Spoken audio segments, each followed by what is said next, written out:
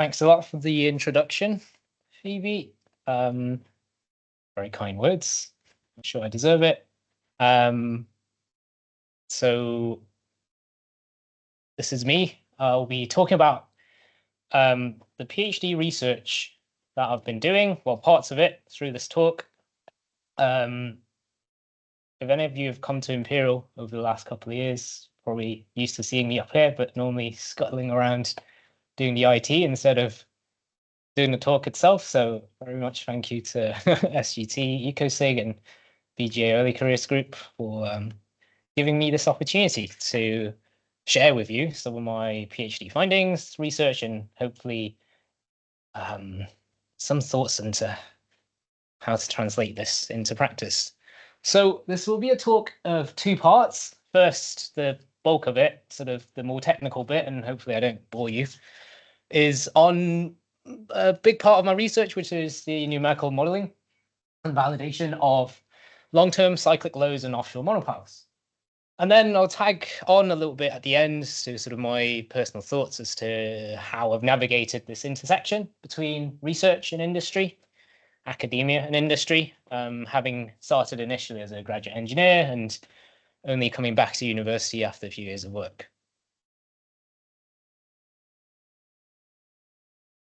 So the technical part will consist of a few things. I'll start with the challenge, move on to the methodology, and then give you two case histories, try and convince you that this actually works. I hope you are convinced by the end, but I'll go through kind of what constraints and what motivated me to look at this problem. Obviously, I do have a PhD supervisor, or two PhD supervisors, Dr. Taborda and Professor Contoe, who did set me off on this direction to start with, but I've tried to come about it with sort of the academic and industry perspective. I'll talk quite a bit about the methodology because this is going to be a technical webinar online as well as in person, and it'll be recorded. So I hope this forms a bit of a milestone, a bit of a checkpoint, a bit of a reference point as well, if you want to come back to have a look. And if you do have further interest in the sort of technical minutiae and detail, do reach out. I've got a couple of papers published on it and happy to share.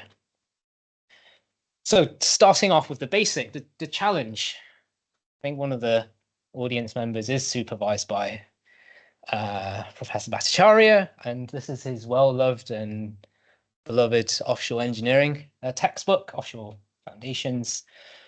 And we still use a lot of monopiles, which resist mainly lateral cyclic loads offshore.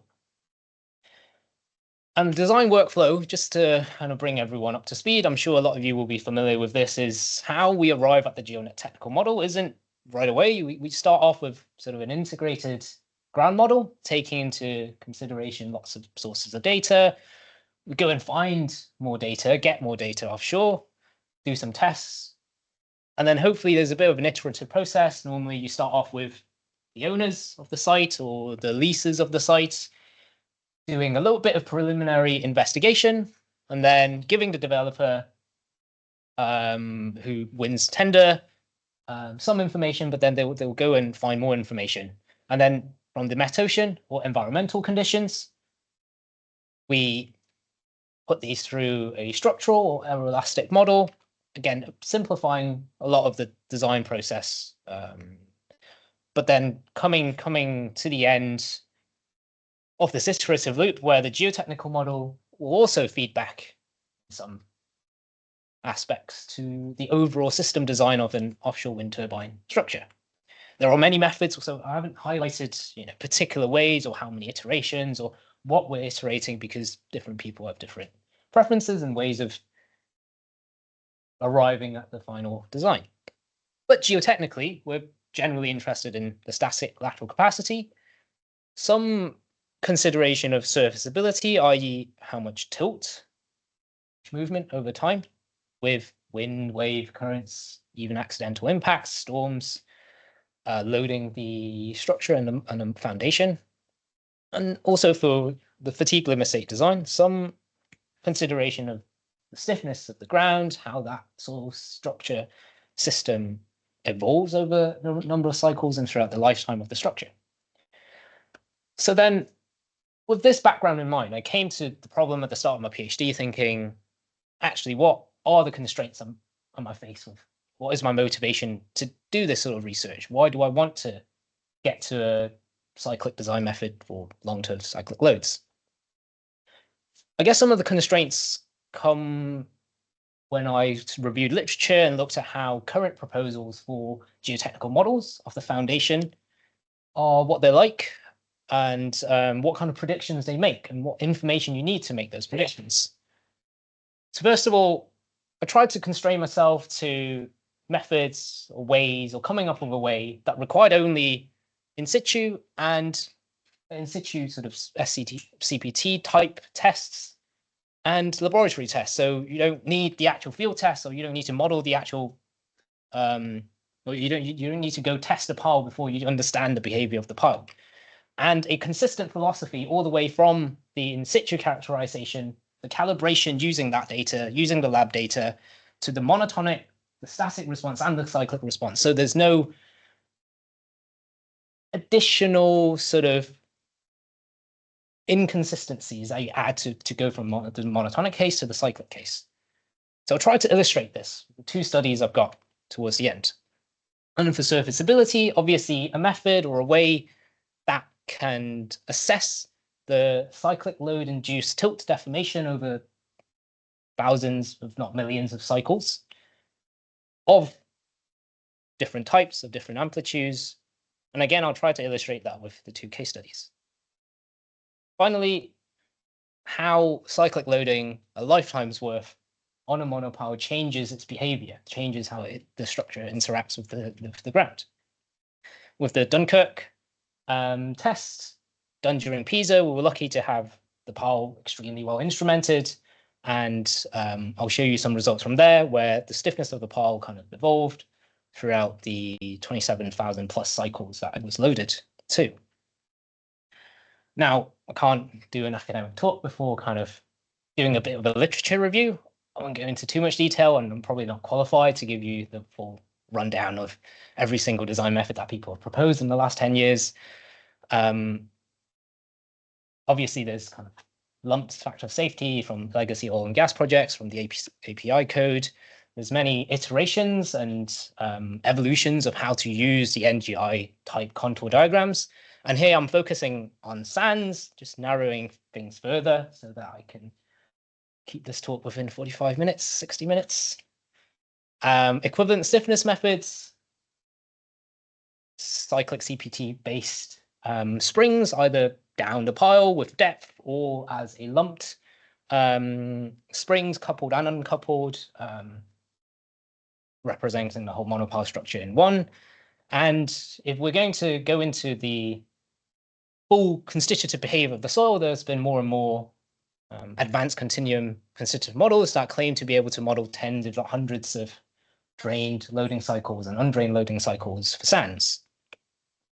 But through my review, I felt that there was still space for me to kind of dig in there, to try and come up with a unified and logical framework to get from within the same consistent framework, the site investigation, calibration using that, characterization using that data and the lab data, the geotechnical model that is predictable and explainable through every step, and to the field response in the monotonic and the cyclic case. So I decided to go down the FE route. I'm at Imperial ultimately, so this is what Imperial's famous for. And set myself the challenge of coming up with, not coming up, but maybe modifying, adapting a continuum model capable of simulating the response in the single element level to the final boundary value problem, very large numbers of loading cycles. So now I'll go into the meat of this presentation, which is the high cycle accumulation constitutive framework. This is not my framework. This is a framework that I've been looking at and trying to adapt to a practical use case and to apply it using the field test as a validation and also a test pit scale test.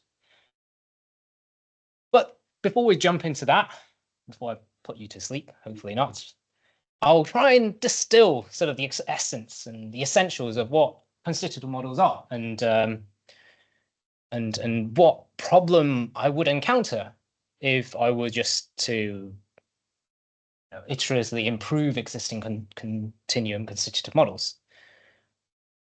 Essentially, given some change in strain and a set of state variables, nonlinear soil constitutive models will output some change in stress and corresponding changes in state.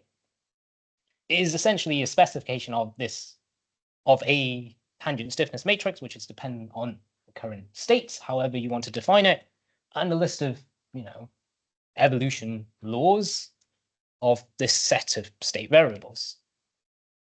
There's many frameworks, there's many methods within each framework that exists of how people want to and try to specify an appropriate mathematical description of the constitutive behavior. So again, a few more definitions just to get us all on the same page. I'll label this as a closed stress cycle, i.e. on repeated loading of this particular shape, you arrive at the start and the end to the same stress state. Similarly, a closed strain cycle where at the end of some arbitrary cycle, you arrive at the same strain state. But generally, we encounter something which is not necessarily one or the other, but somewhere in between. And this is showing that we're looking at cycles, not just many cycles, not just a single cycle. But how would I be able to validate or kind of come up with or adapt a conventional constitutive model so that it can replicate this behavior over the very long term? Typically, if we try to model every peak and trough of every single cycle, it's computationally too intensive. If we're focused on this problem of offshore wind foundations being loaded by, say, a 0.1 Hertz 10-second period wave load, we're looking at 10 to the 8 cycles over 30 years. It might be operational for. There's obviously an argument to say, well, you're integrating this in some numerical algorithm, using some numerical algorithm, so you will accumulate lots of errors. Again, not things I've come up with. This is very much established understanding of the drawbacks of just using a conventional constitutive model to model very long-term behavior. And even if we can model one single cycle or several cycles really, really well, can we predict things up to 10, 100, 1,000 cycles or millions of cycles? So then if we think about this, instead of the peaks and troughs, what might we get? So I'll try to illustrate again, just conceptually, what's happening over a single closed stress cycle to start with. Again, we're arriving at the same stress state, start and the end of a single cycle. So just to illustrate, starting in the red, ending in the green. I can then try and break this down. A conventional constitutive model will have to be integrated over many stress steps if you're applying a controlled closed stress cycle. These small increments must equal 0. This is the test, the control test we're subjecting some material to. But the resultant strain might not necessarily be 0. So can we look at this phenomena, because we're interested not necessarily in what happens at the peak or the trough, but the average trend over millions, tens of millions of cycles. So again, I'm trying to keep this as simple to start with as possible, and then build up kind of the layers one by one. If we examine just what happens at the end of each cycle, and then plot the trend in stress against time, or accumulated strain against time or number of cycles, we can then get a reading at the end of each cycle. Again, this is a controlled experiment, assuming we're only looking at cycles which ends at the same stress state. But each point at the end of each cycle, I can then get a measure of the rate of change of this accumulated strain. And you can observe this. When we look at cyclic phenomena in this way, and average out the peaks and troughs, can try to then start putting it into the similar framework as creep-dependent or time-dependent phenomena like creep. On the other hand, if we examine the opposite direction, if we control our loading cycles so that they're closed strain cycles, we get the opposite of strain accumulation or creep, stress relaxation. So again, I didn't come up with any of this. This is very much work from 20 years ago, and some of you probably have come across high cycle accumulation at some point if you've looked at the phenomena of trying to model long-term cyclic loads. This comes from Torsten Wixman, now in Bochum, but it all started with Numinus and Wixman in Karlsruhe over 20 years ago. So what they did initially was to find a way to observe what I've been describing with real soil samples. First, they found a way to isolate the trend of any quantity, be it stress or strain, with the number of cycles or with time, if you'd like, if you want to think about it as a time-dependent or creep type phenomena. And yeah, as I said, this can be any sort of quantity. This can be void ratio. This can be some measure of fabric even. So whatever you want to examine, whatever you can examine, instead of the peaks and troughs again, I'm emphasizing, I know over and over, we're looking at just the average trend. So they found that, or they were sensible enough to use drain cyclic traction tests, stress control tests, where the mean trend is just a constant point. So this is the soil mechanics closed stress cycle that we can use in an everyday laboratory equipment, using everyday laboratory equipment, so that we can examine what happens to the strains given close stress cycles are imposed on soil samples for, in their case, 2 million cycles, over 2 million cycles. Then to model this mathematically, what they suggested was we can find a predictor, we can find a way to empirically describe the rate of change of accumulated strain based on a set of descriptions of the state. And I'll go into what these descriptions are. And this is very much just observed trends from lots and lots of drain cyclic interaction tests, stress control, using many different initial states, different CSRs, different densities, different pressures. And I'm sure the set of state descriptors they came up with isn't unique, but it's very much what we'd expect from SANS. First, they looked at the influence of strain amplitude. And by that, I mean the size of each cycle. So this is accounting for the peaks and troughs, but in a way where essentially the bigger the stress cycle, you'd also infer that the bigger this resultant strain amplitude. And the bigger the strain amplitude, they found that the rate of change of accumulated strain, so this, again, remember this is what's happened between the ends of each cycle, so the average trend over many numbers of cycles. So the first state, state amplitude. Second state, confinement or mean effective stress.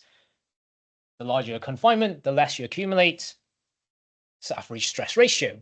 The higher your kind of initial shear stress, the static shear stress, if you'd like, the more you accumulate, or the quicker you accumulate, as they were examining the rate of change of accumulated strain. We look at what happens when you change your observation state from a denser to a looser state. So increase in void ratio, also they found quicker accumulation. Again, all of this seems quite intuitive. And then finally observe for the range of test conditions that they did, that the longer you cycle for, the more cycles you impose, the rate of change, even though accumulation continued to happen, the rate of change slowed. So the shape of the function that you might use to describe this looks something like what is shown on the screen with the dashed line. So with higher number of cycles, the lower the rate of accumulation. So even with this set of states, which essentially describes how the rate of accumulation changes with changes in this state, How do you then feed this into a boundary value problem? How do you put this into a constitutive model? Because essentially these are just mathematical equations, just curve fits of laboratory data, right? So then this is where the smart Germans in 2005 came up with a way to apply high cycle accumulation trends into a boundary value problem. So this is just a schematic of a finite element mesh with a monopile being loaded at some arbitrary height and some cyclic low imposed. This is just a conventional model for two cycles.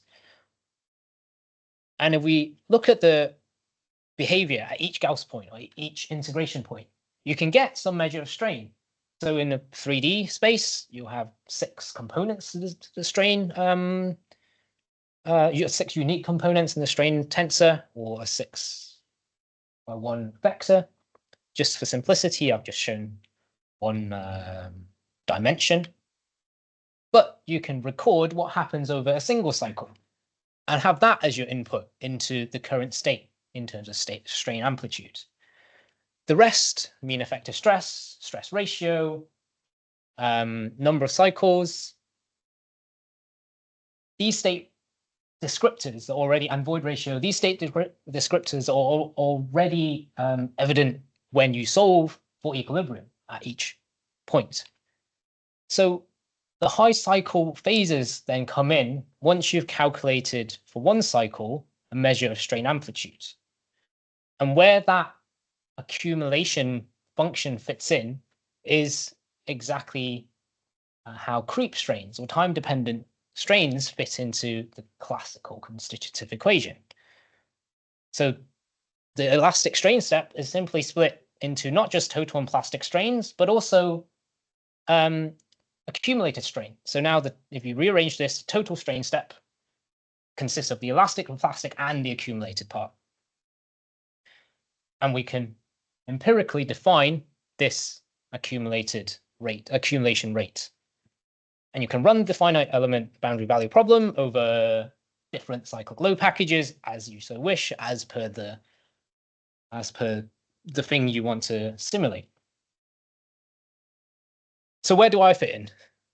I've just been describing other people's work so far, and I'd like to think I've done, little bits here and there over the last 3 years. So I've tried to examine this using a practical constitutive model for sands. So this is something that is quite close to my heart, something which I didn't develop, but my supervisor, Vita Borda, developed.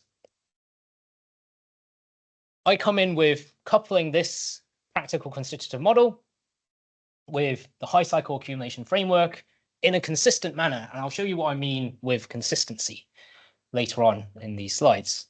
And then implemented this in a commercially available software in Flaxis. Developed a logical calibration procedure consistent from the SCPT Gmax to the lab tested fractional response to the single cycle prediction, then to the high cycle prediction. And then compared this using the same consistent logical calibration procedure with a set of field tests that was carried out during the PISA project in Dunkirk Sand. And also show you something more recent, which is our blind prediction of the Darmstadt blind prediction contest test pit scale pile. Now, just to anchor ourselves as to kind of the constraints and I kind of set off with the motivation I had, which is to be able to tackle all of these. So the first part focus on is the calibration. Now I'll add some numbers in, so it's not just conceptual, it's not just vague graphs. Focusing on the strain accumulation function again. So how do I calibrate and what am I actually calibrating? All I've shown so far is schematics and sketches, right? So in essence, the strain accumulation function is a product of 5 terms. So this rate of strain accumulation depends on, as we've gone through, strain amplitude, average mean effective stress, stress ratio, void ratio, and a function of number of cycles. And for Dunkirk Sand, the mathematical forms are as shown. The material-specific set of parameters are in red, and the states, so the material state as it evolves over an n number of cycles, are in blue. I'll start off with what needs a robust low cycle or conventional constitutive model to be calculated, which is a strain amplitude. Again, as a recap, it fits in at the start or any update of this finite element boundary value problem whenever we change between different cyclic load packages, whenever we want to update the current strain amplitude state in the ground at each integration point, we need to call upon this conventional continuum constitutive model. So this is where the low cycle or the conventional model comes in before the high cycle accumulation part. And the model we've been adopting, I've been using, is something which consists of four main components. A nonlinear hypoelastic model, some people call it an overlay nonlinear elastic model, some people just a hypoelastic model. It's critical state compatible, and I'll show you how. It's purely just based on the more Coulomb failure criterion, but the failure criterion can move depending on the Bean and Jeffreys sand state psi, and non-associated plastic potential. So again, the psi-dependent plastic dilatancy. Psi is just as defined in the original Bean and Jeffreys paper. You have a critical state line in log p E space, and psi, if it's under the critical state line, it means you're denser critical, negative psi, and if you're lucid, critical, positive psi. And this practice-oriented, and conceptually, I'll show fairly simple model is critical state. It's just needs a single set of parameters to model a specific material over a large range of density and pressures. It's got physically meaningful parameters at each stage. You can observe what you're calibrating and understand where the resultant changes will be in the boundary value problem. And because it's a simply defined nonlinear overlay model, the cyclic response follows Maising rules. So within this elastic region, it's just defining the tangent stiffness in terms of pressure, void ratio, and shear strain level. So the more you've sheared, the smaller the tangent stiffness. The model will tend to critical state, but first, if you're denser critical, your yield surface starts higher up. And then when you hit the yield surface and you start dilating, the void ratio goes up, your psi comes closer and closer to zero, and you move to critical state. And then plastic dilatancy is also dependent on psi post-peak. So again, conceptually describe the low cycle model. How do I calibrate it? I just want to put in this slide just in the middle, just to remind myself that I am not talking about something abstract. This is a real sand. We are looking at real sands. The data I'll show comes from Dunkirk. It's a set of tests, and the sand was sampled from the site and then tested in the laboratory upstairs. During PISA, if you're familiar with projects, this won't be news to you. They did some SCPTs, got a G0 profile. They did some pore pressure monitoring as well, got a pore pressure profile at the site, and also a series of drain traxial tests. So the drain traxial tests and the SCPT G0 profile was what was used for each part of this low cycle or conventional constitutive model calibration. We identified the peaks at each of the drain traxial tests. I identified the nonlinear maximum elastic stiffness from the SCPT, looked at how it degraded with local, actual, and radial instrumentation on each of the drain traxial tests, and also plotted out the plastic dilatancy for each of the tests. So again, each step, if there's more time, feel free to ask me questions at the end on this. I do have plots to show, but I don't want to overrun. But each calibration step is consistent, is part of the same framework.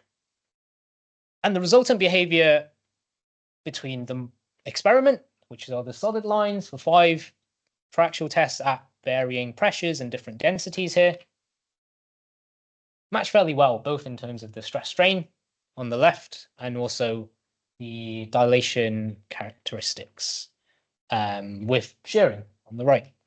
So the volumetric change on the y-axis and the actual strain on the x-axis here. So now, going back to this sort of my anchoring slide, this first point of consistency between a monotonic to the cyclic behavior, I've got a consistent set of calibration, or got consistent calibration strategy for the monotonic response, for the low cycle response, or what is called the low cycle model. How do I feed this in to the high cycle aspects of the model? Well, the high cycle aspect simply is a set of empirical curves. The mathematical functions, the forms are defined in gray, and the values that control the magnitude is a material specific set of parameters in red. So thankfully, someone has done a bunch of drain cyclic triaxial tests during PISA and also after the PISA project. So Liu Tingfa, who did his PhD here, upstairs in the lab, did a bunch of drained and undrained cyclic triaxial tests in Dunkirk sand. He used fully drained or ensured full drainage with sort of his loading frequency, loaded these tests to 10,000 cycles, just illustrating here the range of initial stress states and the CSRs that he did for these set of drain tests. There's 17 in total, so I'm very lucky to have such an abundant number of tests over a big range of void ratios and stress states. And then additionally, 5 undrained tests, all starting at 100 kPa with 0.1 to 0.3 CSR. Then calibrating again, if you remember those 5 or 6 red material parameters, using the low cycle model as a direct input as my strain amplitude. That's the first term here. I then fed this into the rate form, so the rate of change in strain accumulation. Looked at the model prediction compared against the lab data. So again, a schematic looks something like this. If I've got measured lab data in dots, in circle symbols, and my model prediction as I change a range of parameters. So changing Camp to affect Famp, Cp to affect Fp, etc. Then I can change how this rate, this model predicted or model computed rate of change by varying these parameters until I get the best fit curve, minimizing this yellow area between the lab data points and the model predicted points. So what this looks like in terms of the actual laboratory data in the symbols and the model prediction after running a few generations of the genetic algorithm to essentially minimize the area between these two is this sort of shape and this sort of comparison. Not a perfect fit, obviously, but as it's a natural material, as we're covering a range of stress states from 100 kPa to 400 kPa and a range of densities, it's fairly good. It's good enough. Similarly for, so what I showed before was analogous to this closed stress cycle. With the closed strain cycle, we also have our undrained cyclic test to rely on. And the equivalent of what could be described as stress relaxation is pore pressure accumulation. So how pore pressure changes with number of cycles. Similar procedure, and I use the original authors' forms of how pore pressure is related to void ratio and mean effective stress from Austin Wickman's 2010 and 2013 papers, which I will have in my reference list, I think. So again, there's comparable, so the model can capture the trends, predicts the trends, maybe not the best match against the lab data and symbols, but again, hopefully good enough. So let's put it to the test. Let's put this combined consistent framework calibrating the low cycle model to the high cycle part using the lab test and the SCPT Gmax profile into a boundary value problem. So during PISA, many monotonic tests were done, and then 3 additional cyclic tests on piles and Dunkirk sand was also done. I'll focus on the pile with the largest number of cycles and the most sort of loading packages that was applied to it. And I'll try to illustrate with this what is essentially a bit of a back analysis, but I did try to constrain myself to only use the in situ CPT data and the laboratory test to predict, right? To predict what's at the end. And we'll see the results together.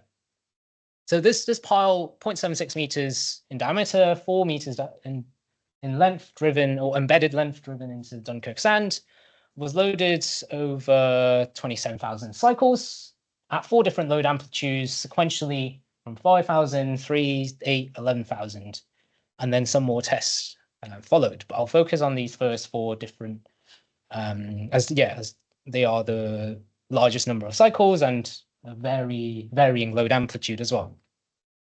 So setting this up in Praxis, as we've implemented the low cycle model, or David, my supervisor, implemented the low cycle model, and I've added the high cycle accumulation part on top. And essentially in the boundary value problem, what happens is we load the pile, we record a single cycle, the strain amplitude over that single cycle, extrapolate using HCA, using the high cycle predictor, go and update the underlying state every now and then. So for the 5,000 cycles, I think I did about 6 updates, and so on and so forth for the 4 different load packages. And because this is not modeling the peaks and troughs for the whole 27,000 load cycles, it took a reasonable number of hours to run. It was around half a day, if I remember correctly, for this particular model.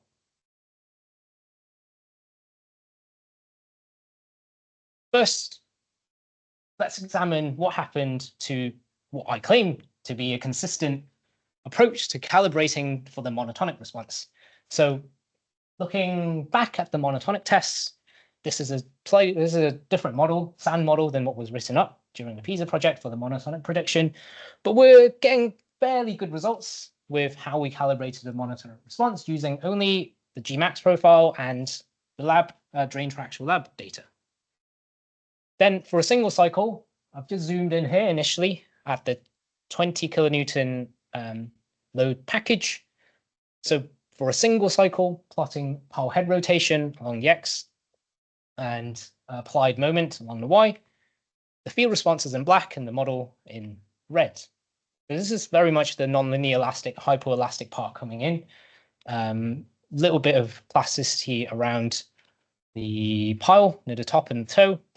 But this is not a load level which engages too much plasticity yet. But if we look at the full range of load packages that were applied, from around 5% ULS to 40% ULS, the peak load here, ULS being defined at 10% diameter in the equivalent monotonic load test, but getting a fairly good match between the low cycle model and the field response. Just note that this is an attempt to derive a pile head rotation of 0.01 degrees, so the field data may or may not be representative of, or may or may not be, so accurate, which is part of the reason we attribute to the discrepancy at such a small, at the smallest load level. Then, if you remember the second part now, the serviceability. So our monotonic and the low cycle, following this consistent approach, looks pretty good. Again, this is me trying to convince you this works. So with n number of cycles, so we're looking at 5,000, 3,000, 8, and 11,000 cycles at 4 different load packages. The pile head rotation seems to be following quite a good trend, and so does the displacement with number of cycles, all 0 to the start of each load package, so that they're comparable across all load levels, and the y-axis is the same up and bottom. And because we're modeling this in a full 3D finite element model, we can examine what's happening with depth as well, and to compare against the inclinometer measurements that were put in place during the PISA project. And then now, last bit, how could this geotechnical model feed into some assessment of how stiffness changes with number of cycles or with time? Or we can, again, look at the monotonic response here on the top right, and I'm showing first the field data during the long-term cyclic load test, which consisted of 4 different load packages. So the first one should be the same as the monotonic field test.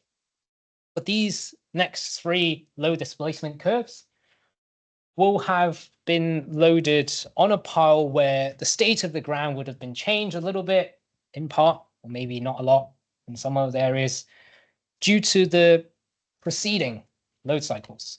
So if I superimpose the blue curve, which is the monotonic model response on each of these, it looks like, just bearing in mind that the scales are different moving left to right, looks like the pile gets slightly stiffer with these drain loading, one-way loading cycles. But if I run the same conventional model to these load levels, so this is just plucking out, if you remember, the recording or update cycles throughout the analysis at the start of each subsequent load package in red, seems like putting high cycle accumulation in there helps us match the field response a little better and captures a little bit of the change in stiffness with number of cycles. If you remember at the end, do ask me why. I can also show you. But I'll first move on to the second case study, so the last one that I'll talk about, which is the Darmstadt Technical University's blind prediction contest that they held last year. Very, very lucky to have this sort of prediction contest in during my PhD, when I've had something to show as well and to test out my methods. So I'm very lucky that everything fell into place. So going back to this anchoring slide, I want to then use this as a true test of this methodology, whether a true Class A prediction, because I didn't have the results of the final load tests before submitting the prediction, using this high cycle accumulation framework. So they set up in their big test pit, the geotechnical test pit, a wished in place pile, or as close as you can get to a wished in place pile, just to keep everything as controlled as possible. They held the pile in place, deposited the sand loosely, and then compacted it with a vibrating plate in roughly 200 mil layers, and then calculated it using essentially the volume of sand, that's the weight of it, get to 90% relative density. Pile was 300 mil in diameter, embedded 2 meters into the test pit, loaded near to the top of the pile.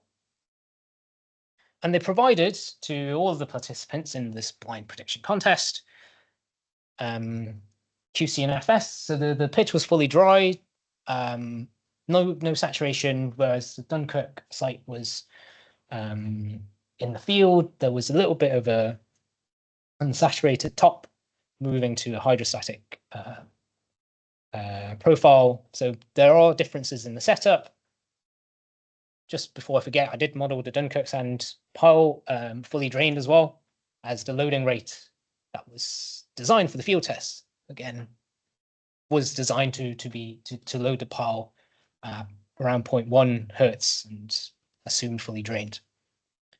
So back to this Darmstadt pile. So we were provided with a range of drained, undrained monotonic traction tests and 6 drained cyclic traction tests. And everyone was tasked with predicting how much the pile moved for the monotonic case. So they built the test pit, built the pile, installed it, deposited all the sand, loaded it monotonic, dismantled everything, and then did a long test campaign with 2 different cyclic load packages. Following the same methodology, we calibrated our model for monotonic case, a single set of parameters for this Darmstadt sand. In the monotonic case, you can see again, really similar set of results, and there's a Dunkirk sand in stress strain space in the top here, top left here, and bottom left, the actual strain against volumetric strain on the y-axis. And then for the set of drain cyclic traction tests, again, we're predicting the same set of, or similar set of curves for the strain accumulation with log number of cycles. This then truly formed a Class A prediction for the monotonic response. So looking at this graph, this is kind of where the happiness ends, because we did this quite well, I think almost beyond what would be expected for a Class A prediction. But then we looked at how we did for the cyclic response. Simulation, or the model in blue, and the measured response in the test pit in black. At 10,000 cycles, however, we did get the strain prediction pretty well, but you can see there's a discrepancy between 6 mil measured in the test and 1 mil. 6 mil predicted by us and 1 mil in the test. Maybe relatively a little better for the medium load amplitude to 3,000 cycles. At 1,000 cycles, our discrepancy, similar sort of magnitude, but relatively okay if you came to it from a conservative or not conservative prediction, but we're not really getting the shape of the response. Still, if I put this into perspective versus kind of how everyone else did, I guess this is very much something we are proud of, because in black, the measured response, and in colors, every team that submitted. On the left, monotonic, on the right, the cyclic response. And we weren't too bad, and we did win the overall prize for this blind prediction contest. More details to come in if you're going to the ISFOG conference in June. So I've tried to demonstrate, and maybe not quite towards the end there, that we've come up with a method which is robust, which is consistent from the start to the finish. It can give you a measure of serviceability with number of cycles. It can tell you how the ground changes, how the stiffness changes with the number of cycles. But how can I explain the discrepancies we did see? Is the model perfect? Well, no, models aren't perfect. All of them, to use a phrase I heard last week from another talk, all models are wrong. There's only useful models. And if you can make them useful, if you understand what happens, then maybe you can use them in practice. So I first look at the single element response, just the shape of what I'm predicting in the lab space. So these are now log n on the x-axis, and then accumulated strain on the y-axis. Obviously, the mathematical form is something we impose. If we observe the mathematical form to be something else, to not be this type of curve, we can put that into the strain prediction equation. It is purely an empirical equation after all. And this shape directly translates into the boundary value problem. We can see in black the measured field response, and in red our FE model. For the Dunkirk case, it seems like, yeah, we're getting the shapes really well and the magnitude not bad. For the Darmstadt model, I've just changed the colors around, but just to make it consistent, red is our FE model and black is the measured test pit response. So why is this the case? Have we misjudged something somewhere? Have we calibrated something wrong? So here are my thoughts on why there's a little bit of discrepancy. The Dunkirk sand, PISA was a joint industry project that Imperial was also a part of. They contributed to a series of obviously all the discussions that took place and how to set the lab tests up, how to set the field tests up. And the laboratory tests were fully saturated, water pluviated to a range of different densities. All drainage was ensured, and a lot of tests done on the loading rate. A new radial belt instrumentation was developed and used. And this followed as closely as possible in the lab space to the field conditions. This is a marine deposit. The top 3 meters was a hydraulic fill using the same material. So there's consistency in how we approach the problem, from the monotonic calibration to, well, from the site characterization using in situ tests to the laboratory characterization to our model's calibration and applying it to both the low cycle, the monotonic, the low cycle, and the high cycle simulations. And the way this is set up is also consistent from the laboratory to the boundary value problem to comparing against the field response. Whereas Darmstadt sand, we were given information. We did this as a blind prediction. The tests were air pluviated, supposedly fully saturated. We don't know the loading rates. They were done in 100 mil by 100 mil samples, and very likely the volume measurement from the drain cyclic triaxial tests was done using an external volume gauge. The test pit, on the other hand, was loosely deposited and then compacted in layers with just a essentially vibrating plate. So the monotonic response we got quite well. You saw the comparison before. Well, our calibration was also very much driven by the CPT. So the QCNFS correlated Gmax profile forms a huge part of our monotonic calibration. And then the plastic part at larger shear strains, driven by the CID and CIU tests that were given to us. But the high cyclic response, given that these conditions may not necessarily be most representative of what was tested in the field, in the test pits, perhaps the curves being driven, if you remember the shape being reflected from the lab space to the field scale or test pit scale space, perhaps not the most representative and not the most consistent. So to conclude all of my rambling over the last 45 minutes, I think I've tried to dissect and kind of show what is important, or hope to, when translating a new constitutive model. In this case, not necessarily a new constitutive model, but just a modification, adaptation of an existing framework into an engineering application. Oftentimes, we're kind of worried about using something new, worried about applying a new model in practice.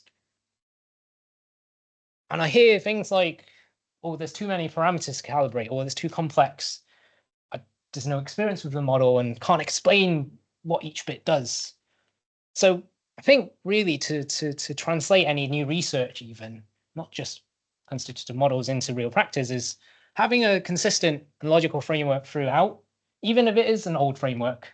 This very much isn't my, originating work from start to finish, but applying it consistently.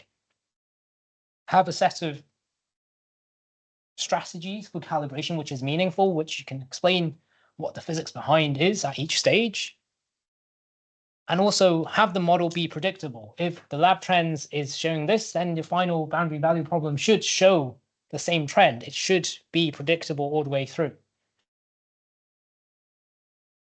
And to end, to lead in a little bit to my next part, which is then find a way to communicate. And I've tried my best, and hopefully you've gotten a little bit of insight through this presentation to communicate more your methods and any developments you've got and sharing this.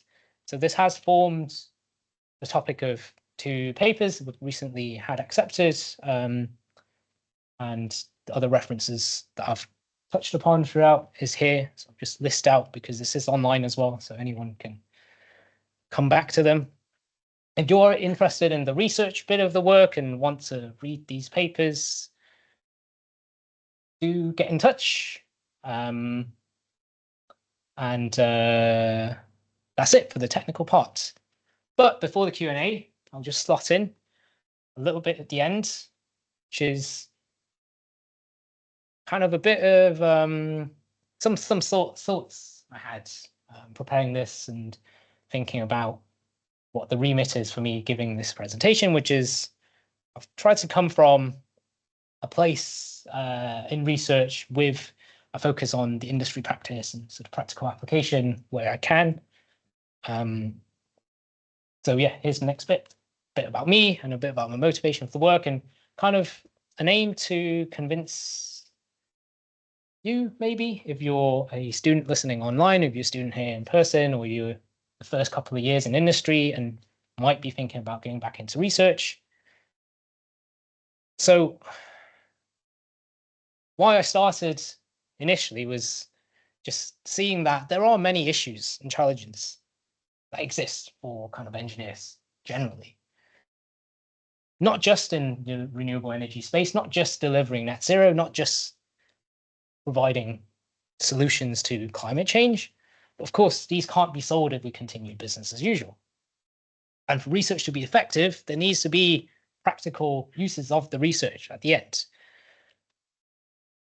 So hopefully, if anyone's listening, you might be persuaded just in a little bit to dedicate a little bit of your time, of your career, in doing a little bit of research in engineering or any sort of scientific discipline. So personally, my journey started in Hong Kong when I did my undergraduate. I then moved to London and became a geotechnical engineer, did the MSc at Imperial, and went back to industry for a little bit, and then started a PhD, keeping kind of fairly close links with the industry and where I started. So then I asked myself, well, this is who I am, but how did I know I wanted to research sort of 2-3 years after starting a job? Was the job boring? Was it? Yeah, I couldn't really answer this question. I didn't actually want to do research initially. I didn't have like a strong reason. Right, coming out of undergraduate, I kind of just didn't know what I wanted to do. I think most people will probably feel that way. I think I can't put down sort of luck as a big contributing factor. I was very lucky to join a team that gave me a lot of real geotechnical experience on site, looking at things coming out of the ground, being installed in the ground, tested in the ground, and then having both kind of design, office experience and site experience. But I also realized through this, I didn't know enough. My undergraduate lectures, I either fell asleep or didn't show up for. And I came to geotechnics after dabbling in pottery and making a link between making things with clay and digging clay. So I didn't really have a great educational grounding. Not that HKUST isn't a great university. I just didn't focus in the way I probably should have. So I came back to university, did an MSc, and was very lucky to meet the right people, meet the right peer group, meet the right lecturers, meet the right potential supervisors to do the PhD. Then I tried to answer again. Okay, what adjectives would I put to describe someone with a research mentality? These are things which often come up, but they're hard to answer. Whether everyone, of course, has curiosity in something, they're driven to do something, and there's some creativity you can find. So I tried to put down a few more heuristic points. So, are you happy to be proven wrong in the things you do? Are you happy enough when you're stuck on something? Are you okay with not knowing something? Or actually, do you want to find out when you don't know something, when you are stuck? And you get your most sort of greatest sense of achievement and happiness when you become unstuck and you understand something and you have that eureka moment. So I'm not sure this applies to everyone here or everyone online, but if you are questioning this, maybe ask yourself in the course of your study or in the course of your work, have you thought to solve a problem differently, but you didn't have the time? Maybe research is the way to go. Wish you had certain skills, wish you had certain expertise. Maybe research is the time, it's the right time, you know, or the right investment of time to go and develop that expertise. And then outside of study and work, are you motivated about something? If you see me around at Imperial, you might know I'm particularly OCD and meticulous about how I brew my coffee. It has to be measured in a certain way and brewed a certain way for a certain amount of time. Do you have that sort of drive to do something just really well, just to do it consistently and just something you're obsessed about? So if you can answer these, maybe research is the way. With that, thank you very much for listening. Really happy to take any questions if you have, and we'll pop over to East Side, which is just a 5-minute walk afterwards as well. So yeah, I'll open up the floor. Thank you.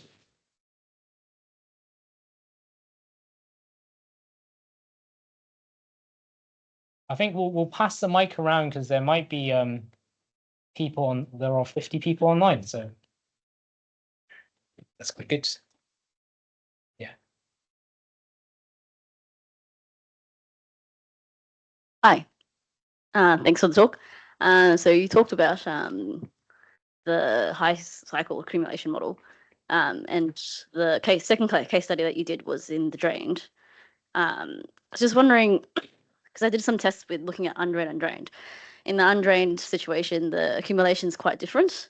So I didn't see the trends like that you were showing, where it's like this log, like it's with each cycle becomes less. Didn't really see those trends in the undrained loading. Did see them in the drain loading. What's your opinion on, like, in the field, obviously you're going to get some partial drain thing. How would you implement that in your model? So I can flick through to, again, we had 5 undrained lab tests in what I showed.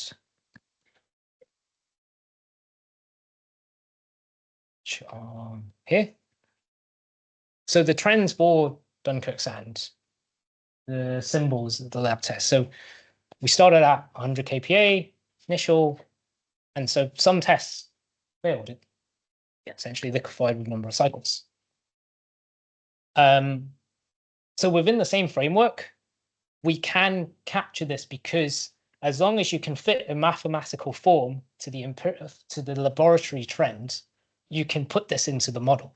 So if you have the data to capture the undrained behavior at the elemental level, so some of the model prediction does reach liquefaction with number of cycles, essentially reaching 100 kPa here, or pressure, then yes, you can reflect that directly into the laboratory scale prediction as well as the boundary value problem prediction. I think from what I understand as a design problem, or I may be wrong, is actually defining what loads to assess geotechnically for an offshore monopile is also quite tricky. Whether you load always undrained, if it's partially drained, how many and what load amplitude do you impose on a monopile for this long-term serviceability state? Because there will be consolidation throughout different load packages between different storms. And how do you model the intensity and frequency of these storms? Do you just go for, which I understand it's the current kind of standard case, which is you give it kind of one worst case storm loading and see what happens with whatever method you have. But is that enough, or does that actually improve the state of the ground because you consolidate afterwards, after that storm? So yeah, there's many questions to be answered, but I think keeping the framework logical, and when it comes to long-term predictions, using this approach where you are essentially tweaking the empirical form you fit in based on your observations will mean whatever you predict is logical and follows from that observation. So if it's not linear in log-log space, then don't put a linear log-log space curve. Put whatever you observe from the lab into the empirical model, then at least it's consistent. Okay, so like what for this in the graph that you have here, what was the strain accumulation for like that purple one? What did it look like? Maybe you don't know off the top of your head. Sorry, that might be a bit... Yeah, no. So it shoots off, right? So it goes linear initially in log-log space, and then it will have sort of some failure type. It will shoot off and fail after X number of cycles. Yeah. So if you were trying to predict that, you would have to. So how would you predict it if you had different loads with different frequencies that's going to generate a different drainage thing? Like, how would your model know that it's that one versus the drained one? So because it's fed into the finite element simulation in the end, right? So this is fully drained, but if you have a couple consolidation, if you run it with number of times, if you have a measure of permeability, then the pore pressure accumulation trends in the lab space will be directly reflected in the boundary value problem as well, as it resolves for equilibrium essentially with number of cycles, or instead of number of cycles, you put in time and a measure of permeability or a value for permeability, then you'll get a partially drained response. And you let it calculate. And I think the biggest uncertainty there, instead of how well I've matched the lab responses, what permeability I use.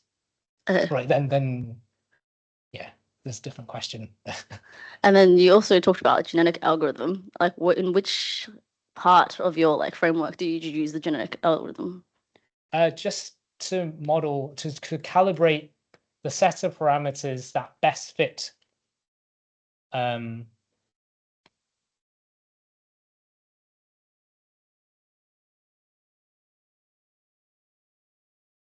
that best fits the laboratory response. So essentially, it's just to minimize the area between my prediction, so the dashed curve, and the lab response. So this is the final set of results, but the genetic algorithm would have sifted through many, many predictions and just find the minima in that.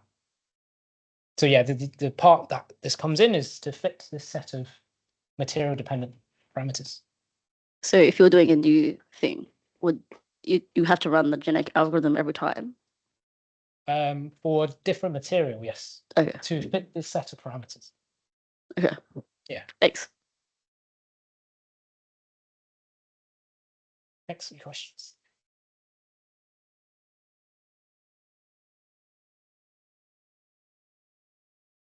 Thanks, Pishun. That's really, really good.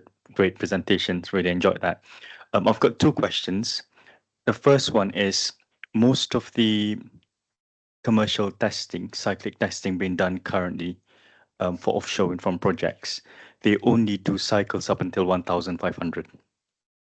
What do you think is the biggest problem, challenge with this? That's number one. Number two, would you have been able to model this using DSS testing, and what are the limitations? Thank you. Thanks, Saf. Great questions. So, I'll first come to the first one. I'll come to the First question is about the form, or how do you predict? How do you extrapolate beyond your tested number of cycles? So, the original, I haven't sort of gone into specific details, but the original framework used a 3-parameter log linear curve to predict strain accumulation with number of cycles. I've used a 2-parameter power law curve. Why there's this difference with 3 parameters? Because again, it's just a mathematical function. You have more flexibility. You can model more changes. You can model an extra inflection point, essentially. But that also means this 3rd parameter allows massive changes in the n space beyond your tested number of cycles. With the power law curve, I can only, as was mentioned by the question before, I can only achieve a linear space in this log-log plot. This comes from a set of model tests from Oxford that kind of formed the way to empirically determine accumulation trends with number of cycles. Essentially, the model will just tell you, okay, I can't test beyond, in this case, 10,000. In your sort of commercial lab case, 1,500. But whatever I predict is going to reach an asymptote in this linear line in log-log space. So I know what the model is going to do. If I use something which allows too much flexibility, then anything extrapolated beyond that will shoot off, will reach another asymptote that I have no control over because I've calibrated only for using a limited number of cycles. Whether that's real, or not, who knows? No one's tested a pile to 10 to the 8 cycles, right? And no one will ever test. But piles have sat and been monitored in the sea for more than 25 years, and they haven't fallen over. So obviously, the way to do this is continue to monitor your structures, to continue to see what they actually do over their lifetime in the field. But if you're going to have a predictive method, have one which is predictable, which even with a limited number of cycles in your tests, you know what it will do after that. For your second question of DSS. So if you're running drained simple shear tests, then one, you have to assume some stress state. You don't know truly what the stress state is. maybe if everything is nice and normally consolidated, maybe you have an easy, clean sand to work with, all of this might fall into place. Maybe just a simple K0 1 minus sine phi is enough for your, stress state assumption. Anything beyond, I think it's a very tough question to answer. And I think it would be great if commercial labs have more cyclic traction tests. But yeah, it is something, yeah, if anyone is interested, we are looking into this. I have presented what I've written up, because that's the safest thing to present. But we are looking at things like this in the background as well. So yeah, come talk to me after. Thanks a lot, Pishun. I think one of the main drivers, of course, the length of time it takes to do CSS is much quicker, probably 3 or 5 days, whereas real triaxial cyclic to even 1,500 cycles would take sometimes, 2 weeks, a bit more. So that's probably like the main consideration for commercial. But yeah, that's it. Thank you. Do you want to take a question online? I'll have a look.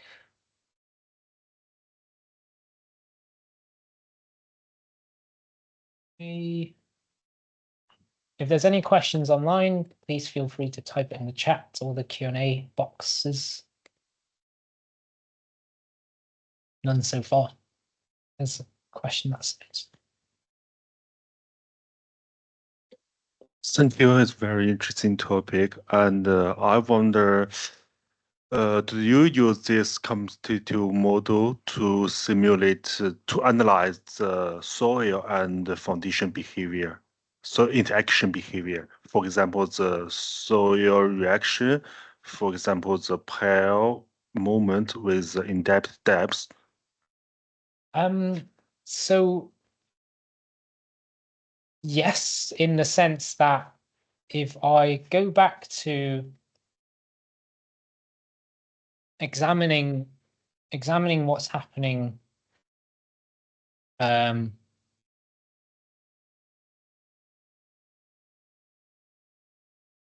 to the pile. Yeah.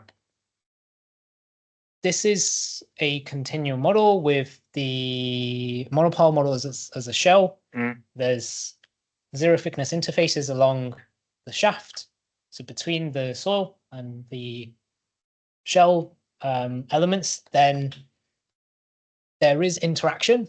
Okay. The strength is determined by a series of interface tests between steel and Dunkirk sand for this Dunkirk sand model, and the stiffness is essentially stiff enough so that you don't get numerical problems, but before it fails, it will follow.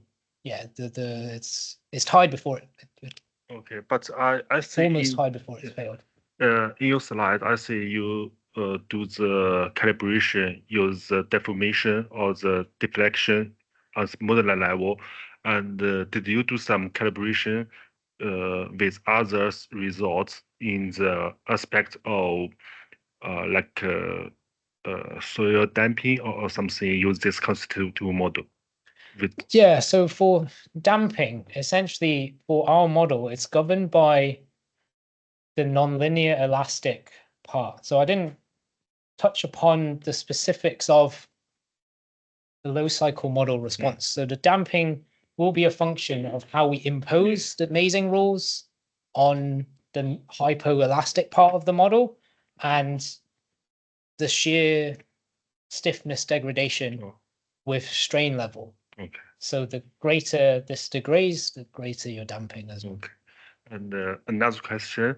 So this constitutive model is it's under the higher cycle numbers, the accumulation behavior, but it is also suitable for the very small cyclic number. Also, what's the difference between, if you use this constitutive model, what's the difference between a lower cycles number and the higher cycles number? By low, you mean like kind of 2 or 3 cycles? Or 5 cycles? Yeah. Essentially, if your constitutive model is good enough, if you think you'll get, if your continuum constitutive model, your conventional one that you use, is good enough and is fast enough for your purposes for 5-10 cycles, then use that. Okay. Okay. If you need to evaluate 5,000, 50 million cycles, then you can't use that, which is Yeah. why this needs to. Okay. Yeah. Understand.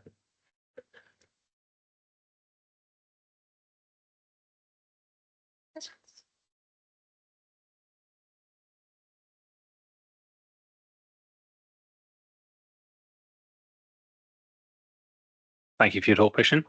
I was wondering if you'd looked into variable load cyclic loading, so whether the actual magnitude of the load is varying over time as well, and if that could be incorporated into this model.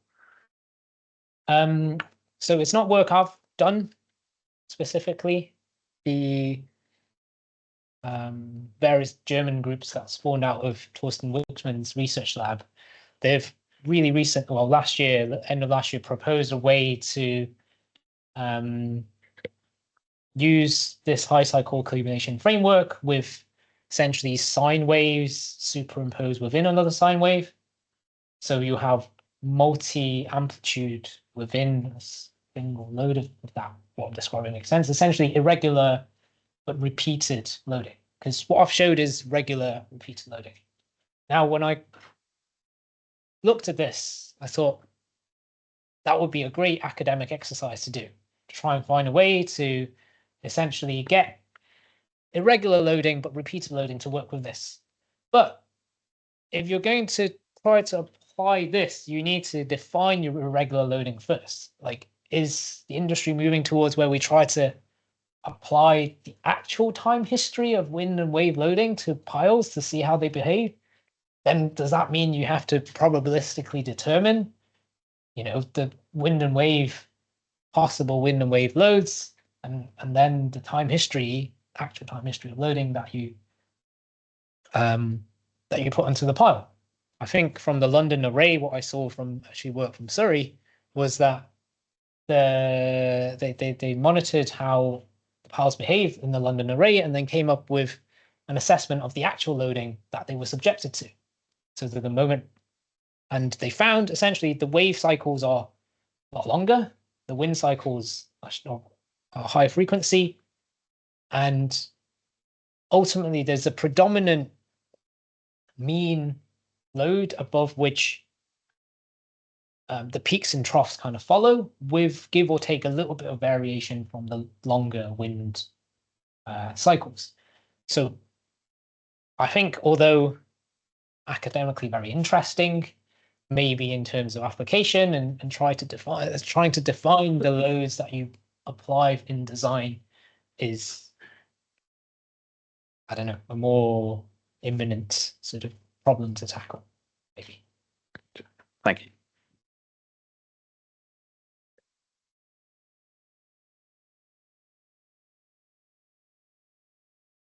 Hi, excellent presentation. Really enjoyed the explanation for the HCA. At the beginning, you mentioned cyclic contour diagrams. Yeah. Have you considered a way of integrating that into this model? Yes, and I wouldn't be the first one to do it either. I think NGI and Apache up there started in sort of late 2018, 2019, using their implementation of a nonlinear elastic model with high cycle accumulation, plotting. I don't have a slide to show this, but they essentially ran a parametric study of the boundary value problem at different load amplitudes and up to different load cycles, plotted the eventual or accumulated tilt against load amplitude and number of cycles, and use that global behavior as a contour diagram. So I think that's one approach. I guess the thing with contour diagrams is it fits really well with run and play, and you can see NGI sort of fits, and it makes sense. But I tried for Dunkirk Sand to fit sort of both the undrained and the drained data, looking at strain accumulation and pore pressure accumulation within a similar framework. And it's just really difficult.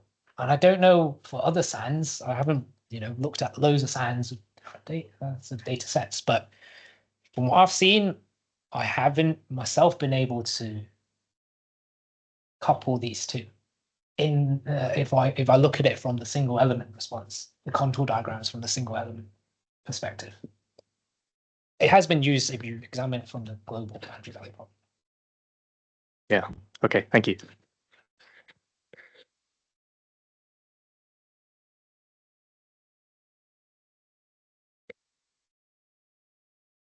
Well, excellent talk. Thank you so much, Pishun. As you mentioned, we're going to head to Eastside Bar for a drink if you fancy joining us. Just to say that ECOSIGG are planning on putting several monthly lunchtime talks. If you're interested, just keep up to date with the LinkedIn page. And I think that's it. You can get soon.